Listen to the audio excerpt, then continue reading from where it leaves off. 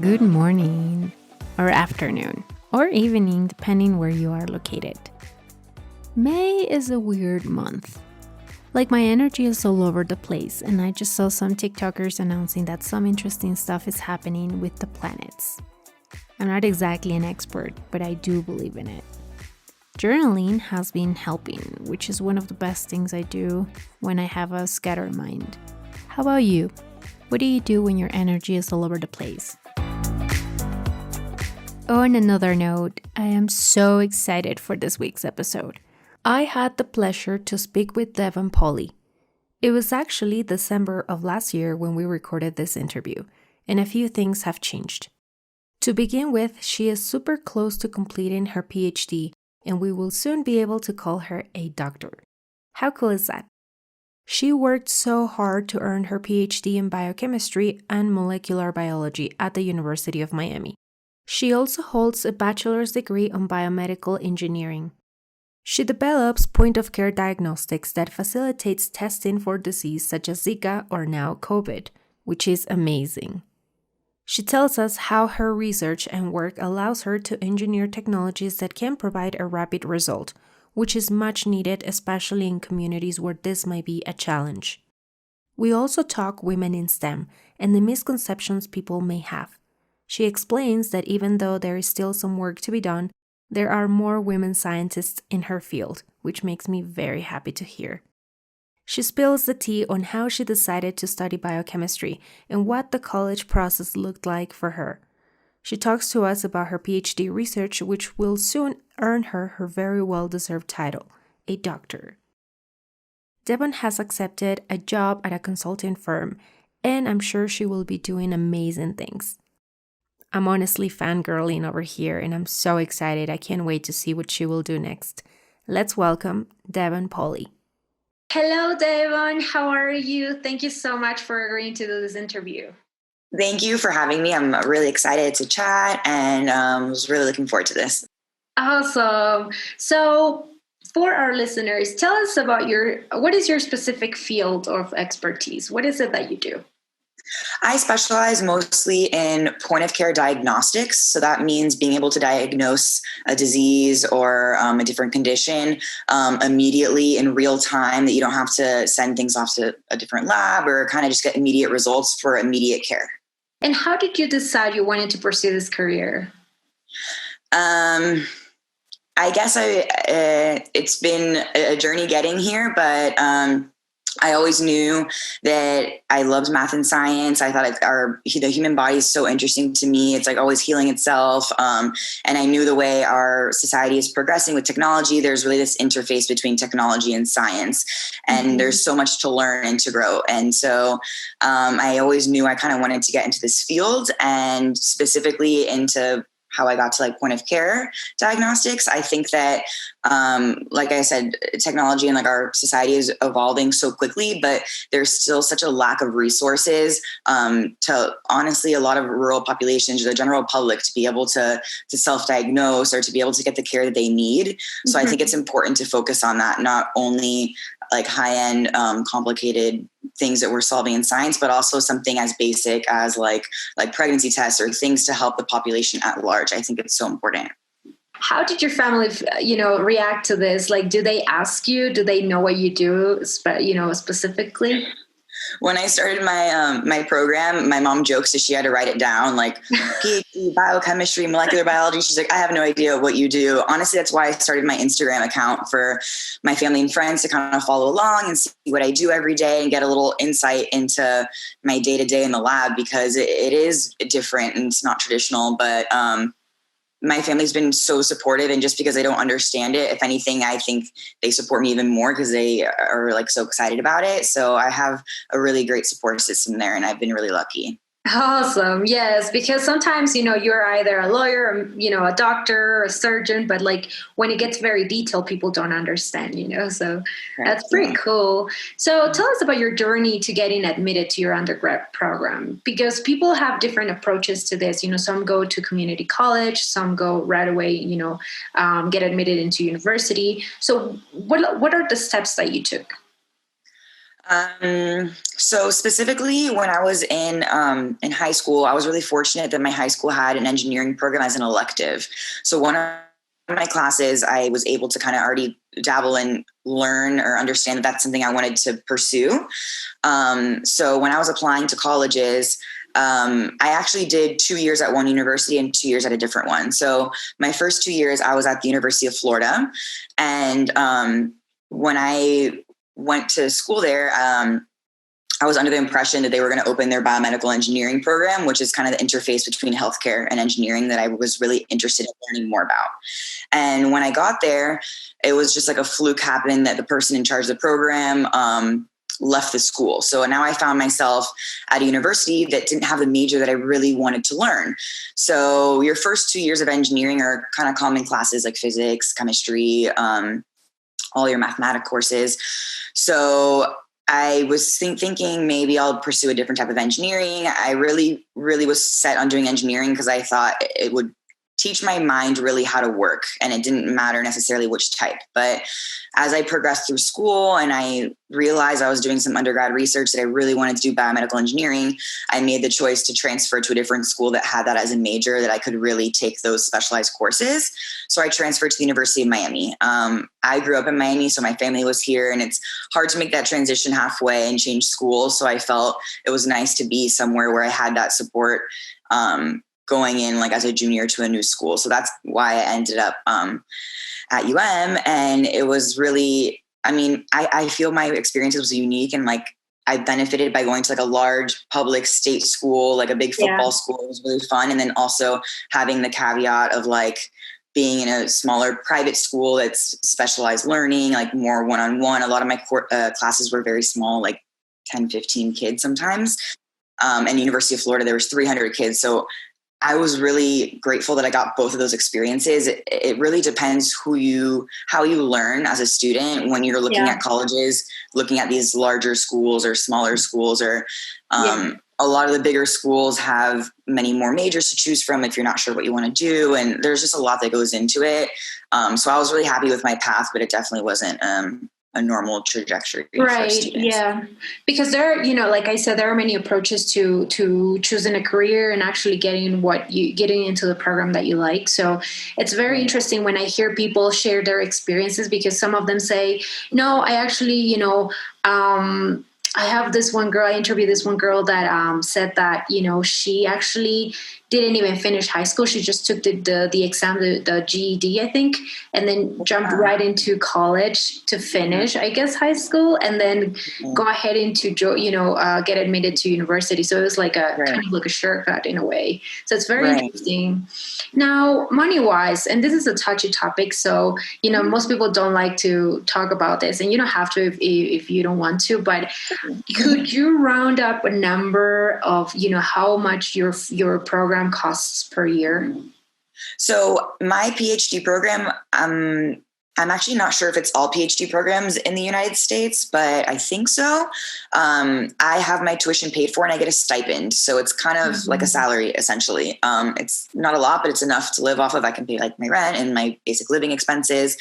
Like I said, I'm fortunate to live close to my family. So my mom helps me here and there with whatever I might need. But for the most part, I'm able to support myself. So when I graduate, I'm not going to have any loans from my graduate school, which I think is really awesome and unique. And a lot of people don't realize that going into grad school. So if you go to get your master's, you have to usually pay for it unless you're on scholarship. But for your PhD, when you're admitted, it's usually fully covered by whoever your PI is through grants. Some schools are different that you have to bring in your own funding, but wherever it comes from, it's usually there, which I think is awesome, because when I finish, unfortunately, it's hard. A lot of students do, like they go to medical school or different types of schooling, have large student loans, and you're like just getting started in your life and you've been in school for so long, then now you have all these big bills to pay back, and it's a little bit of a challenge. So I think that's been great for me, or like for any graduate student. It's awesome that you say that, because this type of information, I feel like sometimes it's not that accessible to you. Like, for example, I went to school for finance, and unless I went out of my way to find out if there was, there were specific scholarships or, specific programs that I could probably, take advantage of. I don't remember information being that advertised to us. So I don't know if it was like that for you, or, I know you didn't take a loan, for school, but like, did you find it accessible? Was it advertised to you? It wasn't. I kind of stumbled upon even just how the PhD works, which maybe we'll get into that in a few minutes. But the whole process, it really is kind of a gray box. And when you're in college, there's not like a class. I always say in high school, they should have like one period on life, how to do your taxes, like how to wash your clothes. I don't know, just basic things. So like even options for schooling later, like grad school, I feel that it's also not easily accessible. So you kind of really have to seek out the information yourself, which is great nowadays that we have so many platforms like Instagram or things that people can get that information, but it isn't really like easily like given, I guess, or people, unless you ask for it, nobody's going to tell you about it. People don't even know. So did you see that a lot of women were studying the same program as you, or was it definitely, more men than women? Engineering for sure is male dominated. In a way, I felt that it was better because the girls kind of banded together and we were able to like support each other and get our work done and had so many resources. This is obviously a big topic, like women in STEM. And like, I think it's so amazing to support women that want to pursue that, because just because you might be the minority or might be the minority in the class doesn't mean that you're not qualified or capable or anything like that. And honestly, lately through my program, I've seen a much more even balance. Right now in my lab, it's probably 50-50. In undergrad, it was not that way at all, in engineering specifically. Yeah. So I do think that all the efforts that everybody's making have been heard, I guess, or are paying off. I think there is a much better balance. Yeah. And a lot of the stereotypes of like, say, male scientists or things like that, I think is a little bit the younger generation. But I mean, the older generation, the younger generation perceives it that way. But now coming in, like when I have undergrads come in that I help train, they come in and the lab's 50-50. I don't even think some of them even realize that there might have been such a large disparity before, which is great. It's super cool to see happening. Now, while you were studying, did you ever experience, because I asked the same question to somebody and she said that while studying, she felt constantly that she had to prove herself. She was given the easier projects, the easier tasks, because I guess she felt that, it was the only reason was because she was a woman. Did you ever experience this? Yeah. So for engineering specifically, and especially in science, everything you do has to be documented, right? You have to have your lab notebook. Like when you go to get patents, you have to have the date signed every day at the end of the day.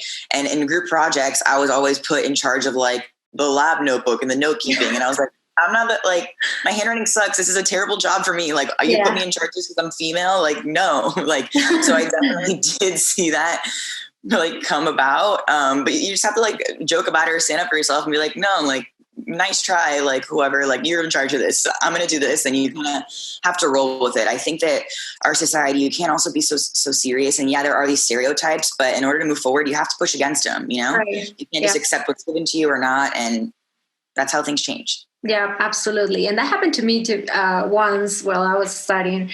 Somebody told me like, hey, you take the notes because women are better at taking notes. I'm like, what? No, my handwriting is not even that great.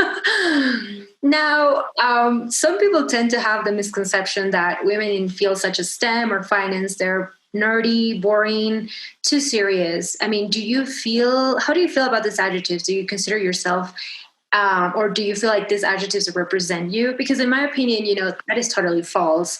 I have friends that are engineers, lawyers, analysts, and they party hard. And I like to party as well. And I feel like that has no effect on how successful you are.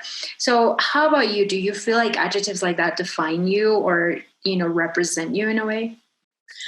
I don't think they define me. I do sometimes lean into them because I do like I don't want to say stereotype, but like the characterization that people that pursue STEM fields are like analytical. They are detail oriented in that way, or very curious. And like, that's how I am as a person. And I don't think that's a negative thing. And I don't think that also defines how you are in a personality wise. Like you said, if you like to be social or however, yeah, there are the stereotypes that like scientists are like mad scientists in the lab alone. Yeah. There are people like that, but there are also probably people in finance that sit at the computer, like data scientists that just sit there all day by themselves. I think, everybody. I think either way, it shouldn't be a problem, right? Either you like to be social or not, it's not a problem. I don't think that should be a bad word. I feel like in general, being nerdy should be a, kind of like a positive word. Yeah, definitely. Now, switching a little bit to the present, for those who don't know what the term means, what exactly is a PhD candidate? So it's interesting. When I started grad school, I didn't even understand how this worked, and I was like already in it. So the PhD usually comes after your master's, and there are some programs, like my program is an accelerated, it just kind of goes directly from undergrad straight to the PhD. So when you enter grad school, you propose projects that you want to accomplish by the end of your PhD, right? Mm-hmm. So in your first 2 years, you take something called a qualifying exam. And that's basically a presentation of what you set out to accomplish and how you're going to do it. And you have something called a committee, which is based up of 5 different professors, physicians, doctors, whoever's on your committee. Mm-hmm. And they evaluate you that, yes, you're qualified to pursue this goal. And if you pass your qualifying exam, that essentially like moves you from a master's student into a PhD candidate. So essentially, once you're a PhD candidate, that means you have to finish the projects and the proposal that you set out to accomplish. And then once you finish all your research and your work, you do your defense, which is like, this is what I discovered or what I found out from what I had proposed to research. And then from there, once you defend and you pass, you have your PhD. Now, how much time are we talking about between, applying for your PhD and actually getting it, graduating, I guess? So this is something that was hard for me because a PhD program is not set in stone. Everybody takes a different amount of time. And depending which field you go into, somewhat dictates how long it might take, because you can get your PhD in history, so many things that depends on you, how much time you're going to be spending maybe online reading or things like that. Since I work in a laboratory, I'm at the whim or at the will of how long my experiments take to accomplish. And there's so many more things that are out of my control. So even within science, different specialties have different averages. So in biochemistry and molecular bio, I think the average PhD time is like maybe 6 years. I'm not quite sure. It keeps changing because some students do it really quickly. Like I know people that have done it in 4 years and people that have done it in 8. Oh, I see. And whether you do it quicker or not does not determine how good of a student you are. It's how well you publish and what you accomplish during your time. Interesting. And how close are you to finishing? I'm very close. It keeps escaping me with all this COVID stuff, but I'm walking in the graduation ceremony next week, or actually yesterday they told us it's via Zoom now. So I will be Zooming next week, but I will be hopefully wrapping up in maybe like February, March. I have to have my projects published, and with COVID, everything is a little haywire. So it's out of my control. But. Wow. It's so sad because I was, watching some videos of, students who were graduating this year and they had to do it through Zoom. And it's probably, one of the girls said, this is probably the saddest thing because it's satisfying that you're finishing and accomplishing something. But at the same time, it doesn't feel like it because you have to do everything virtually. So it's such a different reality now that we have to get used to. Now, yesterday I was a little upset, but I figured everybody in this pandemic has so many more like bigger challenges they went through. And if I only have to do Zoom, it's okay. Yeah, exactly. It puts things in perspective, definitely. Now, talk to us about your work on developing point of care diagnostics to manage disease such as Zika. I was reading about that and I found that very interesting. Yeah, definitely. So there are a lot of platforms that if you learn the basic science, then you can kind of swap out the antigen or whatever you're detecting. So you can swap out Zika for COVID, SARS-CoV-2. It just depends, whatever is pertinent. So that's been something that's great in science nowadays, that these technologies, as they progress further along, they're applicable to wide application set. I think the COVID, the sequence of the virus was released, and within 2 days, the vaccine or Pfizer or Moderna had already released what they were going to respond to it, because everything's kind of on autopilot once you have the RNA sequence of the virus. You know what I mean? Yeah. So part of my PhD, or most of my PhD, has been learning some of these different skill sets. So for me, since I wanted to focus on something at the point of care, which a lot of these diseases like Zika was in many remote parts of the world, that they don't have access to labs or specialized equipment, a lot of times not even electricity or things like that. So I focus mostly on lateral flow assays, which are similar to pregnancy tests, where it's 2 lines positive, 1 line negative. Wow. And so a lot of that technology is antibody based, and learning the foundation of it, then you can apply it to different things. So that's been most of my focus for my dissertation. Awesome. I noticed you were posting content also on COVID. And are you working in this particular category as well? Are you creating diagnostic, technology for COVID? Not currently, but we already did. So in the beginning of the pandemic, or when all this kind of was coming about, one of our senior scientists was following this as of December, seeing that it could potentially come up. So he was already trying to develop specialized primers that would maybe bind quickly and easily to the virus. So as of January, February in our lab, we were already starting to work on it, because you always have to be ahead of the curve. You can't, once it's already a problem, if anything, it's usually not too late to address it, but you have to always be ahead of the curve, because you never know how things are going to unfold. And this is a great example. Lucky for us, Zika wasn't as big of a problem as we had anticipated. At a certain point in Miami, a couple mosquitoes or people were positive, and everybody panicked. Yeah. And luckily we were able to get it under wraps. But a lot of times, with this COVID stuff, it doesn't unfold that way. Yeah. So from about February until May, I put my projects on hold. They sent everybody home, and then it was me and 2 other students, and then our senior scientists working on developing a point of care, a rapid test for COVID. So once we performed all the experiments for the FDA approval, we sent that off. The technology we had developed hadn't been used before in this method.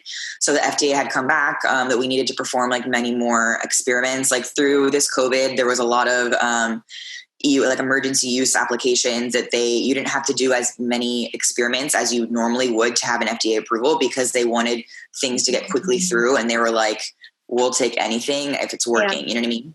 Yeah. So it was actually a really different process this time around, because things were happening so fast. Wow. So once we sent that off to the FDA, from there I came home to work for maybe a month or 2, kind of writing. And then we were able to go back to the lab once they secured more space for us to be socially distant. Now I'm in a new lab space, which is great. But so that was kind of my experience with the COVID research. Awesome. Very interesting. It must have been such a change for you too. I mean, everybody in general had to adapt to, the pandemic, but I feel like it's, like I said, it's a new reality, and it can affect definitely different fields, especially important fields that are, focusing on research and everything. Now, in Science for Dummies language, what is the difference between biochemistry and molecular biology? So molecular biology is how everything works, obviously on a molecular level, like the molecules, the DNA, the RNA, how you can synthetically make things in the lab. If you have the sequence, things on a very, very basic level. Biochemistry is more so on a larger level of how anything that's living interacts or kind of functions. I think that chemistry is the basis of our entire world, and especially within our human body, and things that we interact with that are living. So it basically encompasses from very small molecules all the way up to the larger, drug molecules, or how they interact with your body or things like that. Interesting. Now, how does it feel to be part of something, to work on something that could affect or save someone's life? You must be very proud. Your family must be very proud. Yeah, I mean, that's really why I pursued it. I think that it's such a cool opportunity to be able to make a difference or to help a lot of people in need.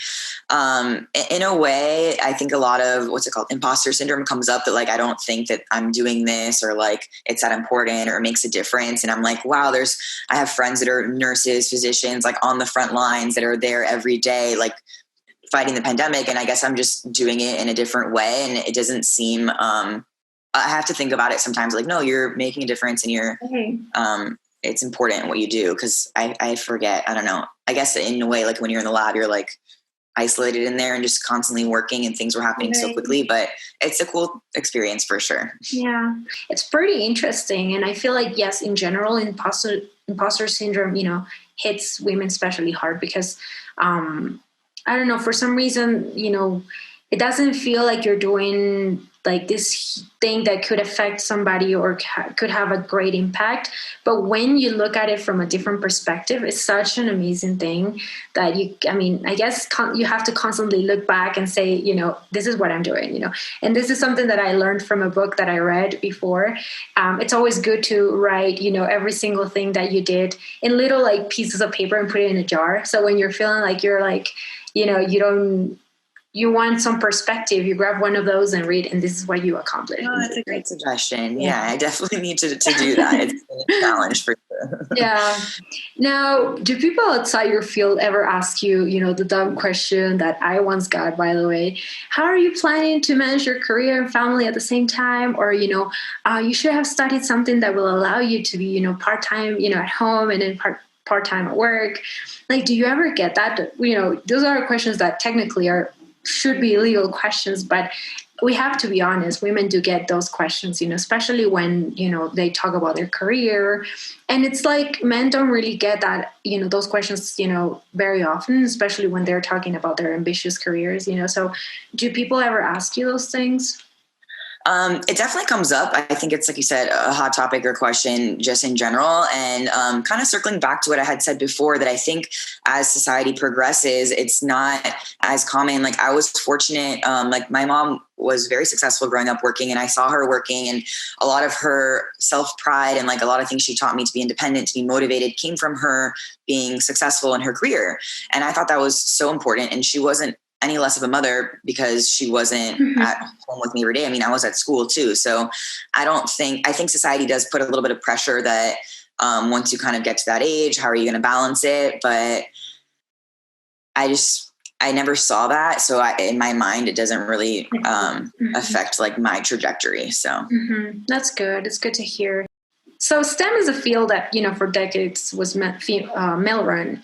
Surprisingly, there are still people who think that, or believe that female scientists, engineers, astronauts are not cut out for leadership roles. Why do you think there is such a resistance, even in 2020?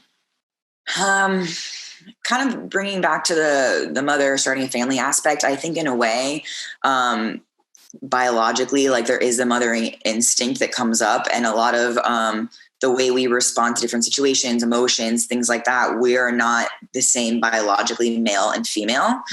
So I do think a lot of males think on a pretty much like a science, like a basic science level, like maybe the woman might not be able to respond appropriately or level-headed or whatever because of that reason. And I think that's where it's based upon. I don't think that they don't think they're capable or not, because you know what I mean? In that sense, I think that's where it comes from. Or maybe because I'm in science, that the men that I'm around think on like a scientific level.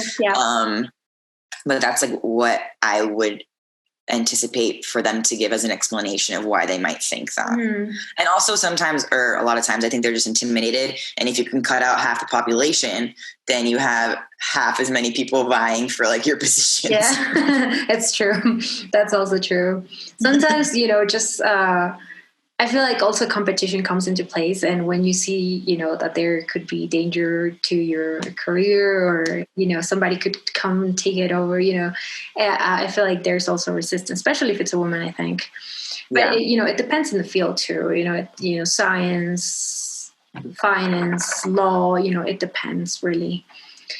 So listening to you talk about all these amazing things that you're doing and you're part of, which by the way are crucial. Like I said, before, these are crucial for our survival. I mean, without medicine, yes, and also research, we're pretty much dead. There are so many discoveries now. There are so many viruses, coming out. I mean, COVID, who would have thought, last year? It sounds fun and very interesting, but when you ask young girls, what is it that they want to study, oftentimes there are very cool options, there are very cool answers. But when you ask them, how come, you don't want to go into the medical field, or you don't want to be a scientist, for example, once I got an answer that was pretty interesting, caught my attention. She said, it sounds boring, or you have to be a genius to be in the STEM programs. And that's something that happened 2 years ago. So I think this is completely false, because when, for example, I do my research and I see lots of content of women in STEM on Instagram, for instance, I see videos of you guys having the time of your lives, and while we're in a lab coat in the lab, so it sounds like it's fun. So tell us, how fun is it to be in your field, like when you're working and experimenting and doing research? I love it, because basically every day is different. We're trying to solve a problem, right? So you're creative, you're problem solving, you're thinking of new ideas. I think the skills, like, you don't need to, I don't think intellect has anything to do with it. I think it's more so persistence, because essentially most days my experiments fail. If everything worked every day, we would be solving all these problems in no time, right? Yeah. So I think you have to not be easily discouraged, but at the same time, like, my schedule is very flexible. Like, I'm able to be creative, to look up new techniques and try new things. And I mean, I think it's really fun being in the lab. We play music when we're focused on something. Like, it's a totally different environment. Like you said, you were in corporate America. And like, I think if anything, that sounds boring, that you're sitting. I mean, a lot of people are in their cubicles. I'm like, I don't want to be in a cubicle. Like, no. So I know what you're saying, but I just don't know why more women don't like pursue or look into it, because I've had like the best experience, and I can understand everybody has a different journey. But for the most part, like, everybody that I'm exposed to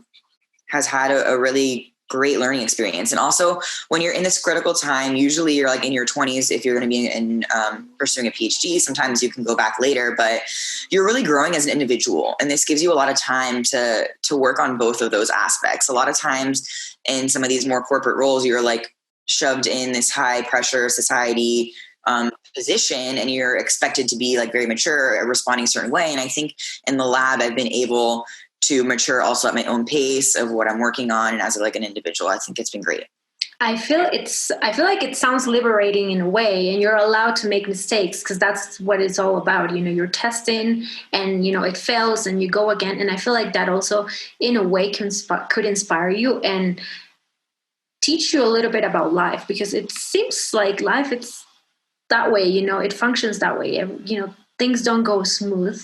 There are problems, ups and downs, and you fail a lot, but you learn to resist and actually, get up and continue. And I feel like in a way, what you describe, the job that you do, I feel like there is a correlation to it. I feel like you gain independence and learn, in general, to keep fighting, keep moving forward. Definitely. Yeah. Like the perseverance and the determination, like, and also not to take everything so seriously. Like, when you're applying for all these grants, you apply many times. And if you just get one, it's like the most exciting thing, right? So it's not expected or all this pressure. Like, it's a high goal, but you're learning. And like you said, like, you stumble, you get back up, you stumble, you get back up. Like, it's a whole learning process. Like, we're all human. Like, so I think it's been great. Awesome. So what do you think schools could do to incentivize young girls and boys to pursue programs in STEM?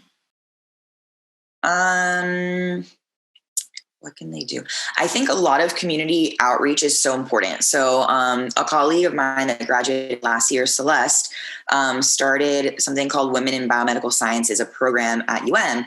And through her program, she would organize different like outreach events, like at the local middle school or at the high school. And I would help out on the weekends, or like go in and talk to these kids like during their science allotted class. And I think it's more so exposure, that if they don't know about it, they're not going to choose to pursue it. And I do think through a lot of these events, we'll have like small games, or I don't know if you've ever done, they give you like a plastic bag and it has like rubber bands, like, and you have to make a car and whoever goes furthest wins. Like games like that's really what science is. We're trying to be innovative and think of new ways to use the tools at our disposal, like to the best benefit. Right. And it's fun. And I think that if they approach it in that way, it would incentivize like young girls to want to pursue that career. That's a great idea. And definitely, I love those things. When I was a child, I mean, it wasn't that often that we got to play and kind of test things, but when you did, it was fun. And you kind of wanted to keep going, see what happens. So you also train students, right? I read about that. You, in a way, take under your wing a student and mentor them. What are some things that you have learned from teaching? Teaching has been like the greatest experience ever. I still tutor in the evenings just because I love doing it. And I think it's very rewarding. Number one, you don't know, like you can learn what you're doing. Like once you can explain it to somebody else, that means you like fully understand what you're doing. Right. Yeah. So I've really filled in so many gaps of knowledge that a student might ask me a question like, why do we do this way? Or what's the purpose of this? And I honestly sometimes don't know the answer. And I think that's great because it's really been able to spread my own knowledge by teaching another student. And I think to make it fun and inspiring for these younger students, like seeing them leave the lab and want to go pursue their own career is very rewarding in a way for me as their mentor. And I've really enjoyed doing that. So I think in general, our lab really has that structure that a lot of the senior students mentor undergrads when they come in. And I think it's just as beneficial for the older student as it is for the younger student. Awesome. So I read that you're also an ambassador for FIGS. How did that happen? So actually it happened during the pandemic. So through my Instagram account, when I'm in our animal facility, we have to wear scrubs. So FIGS has like an amazing product. They're cute. There's different colors. They fit well. They're soft. Like as a company, they give back. They have Threads for Threads, donating scrubs to like frontline healthcare workers, people in need. They have an entire community, which I didn't even know about until I was posting, and they reached out on Instagram and they were like, hi, we'd love to have a conversation with you. And it kind of grew from there, and I became an ambassador, and it's been like the most rewarding, one of my most rewarding parts of specifically this pandemic, to have a sense of community. And like you said, to have people that are from all different lines of work, but all healthcare related of some sort, or even some of them are veterinarians or physicians or what have you. And it's just been really cool because I've been able to connect with people that are so different from myself, and I've been able to learn so much. And it's a really strong support network, and I've been really fortunate to be able to be part of it. Awesome. How was it? Because I saw that they flew you to LA, right? How was that experience? I mean, just getting there. Have you ever been in a photo shoot before? Did you get nervous? It was really it was amazing. And I got to meet a lot of these people in person because through this pandemic, a lot of these events, everything's been via Zoom. And they were amazing about all of us getting tested before our flights. When we got there, we got tested in LA, everybody on set. So I really felt safe in that aspect because that was something that came up that was important. Like right now, obviously, this was a couple months ago already, but like not the best time for something like this. Yep. And they obviously, since they do scrubs, healthcare frontline, they know how important that is. And if I did get sick, like that's valuable time in the lab that I'm not able to work on things that can help other people. But it was a really cool experience. The people, like the FIGS team in general, they're so like encouraging, so sweet. Like they're just a really great group of people. And the people that I shot with that day were really nice. I've made so many friendships that are long lasting. So I was just really excited about it. And the stuff that they sell is so cute. I mean, I'm not in the medical field, but it makes me want to wear them. I was like, I'm going to buy one just to I hear that a lot. My sister-in-law was like, I want to buy a pair just for around the house or whatever. Because the colors are very cute. I mean, the shape, how it forms, in your body, it fits in your body. It's like, it's really cool. I like it. And the fact that they have, a cause, a helping cause is also very awesome. Yeah. Now, I have 3 more questions for you. First one is Instagram, TikTok, and social media in general are very good platforms in the sense that they help you express yourself, raise awareness, advocate, or teach, However, you also experience, people tend to experience criticism. Do you ever get hate messages or, messages that are out of line questioning what you're doing? I never get hate messages, or maybe I just haven't seen them, but there are sometimes. Everybody's going to have a little bit of judgment, especially with COVID. Like, for example, like when I flew to LA, people are like, if you travel, like that's not being helpful or not. And I think it's easy to point fingers or have assumptions if you don't know the full story, or like how we were tested, or when I was there, I wasn't exposed to anybody else, that like we all had flown. So we were all in the same bubble, or things like that have come up. But I'm very, I don't take things personally or not. I think that everybody's going through a hard time. And a lot of times the first person to attack or say something negative is probably going through something hard themselves. And I think it's important for all of us to have compassion and to remember that.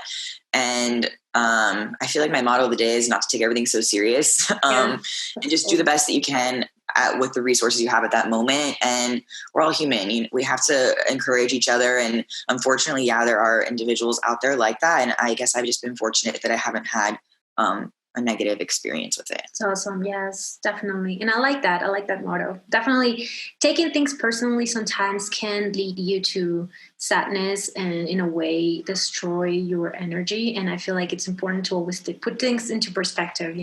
A lot of times what people are reacting to or saying to you is a reflection of what they're going through. And it's so important what you say. So after your PhD, what's next for you? What are the opportunities you're looking at? What are you trying to do? It's interesting you asked that, because it's a hot topic right now in my life. I'm sorry.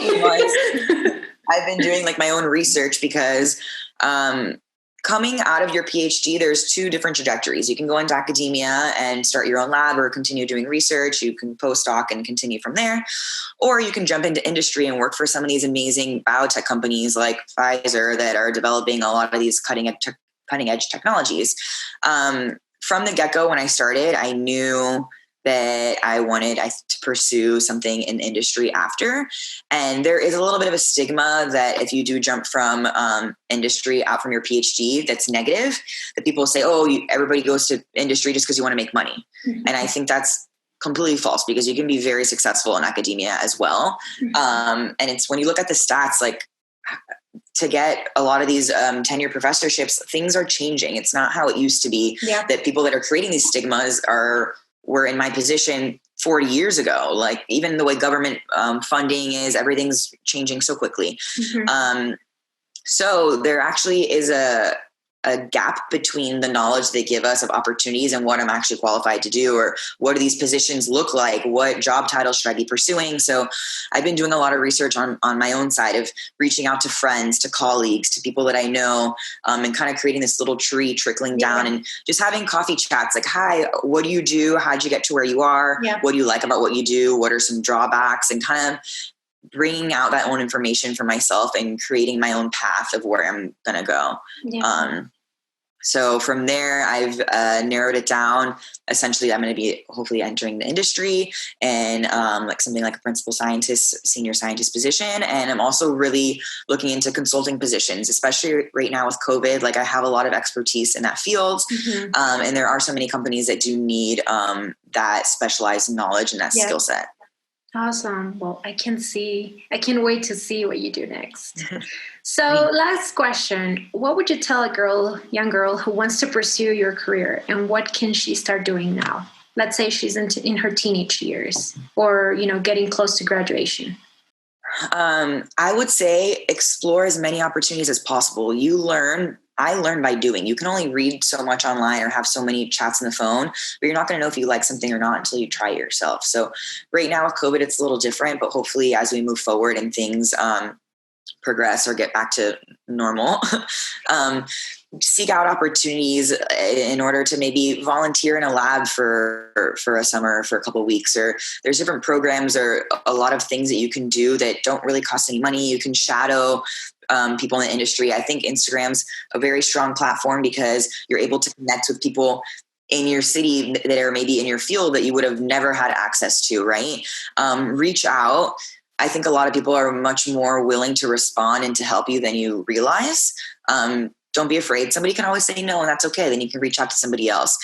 Even me with my job hunt, it's been so helpful having people have these conversations with me. And I always, on the flip side, want to give back and help younger students that reach out as well. And I think that's kind of the cycle of how things go. So I'd say try and get as many opportunities as possible to experience if you like it or not, because having an idealized idea of what science is or what you do and actually doing it are very different. Absolutely. I love it. Well, thank you so much, Devon. Thank you so much for taking the time, to talk to me and do this interview. You shared so much valuable information that I think people are going to love. So thank you so much. The pleasure was mine. Thank you for having me. I really enjoyed our conversation, and I hope that I can inspire, help some younger girls to pursue careers in STEM. Yes, I love it.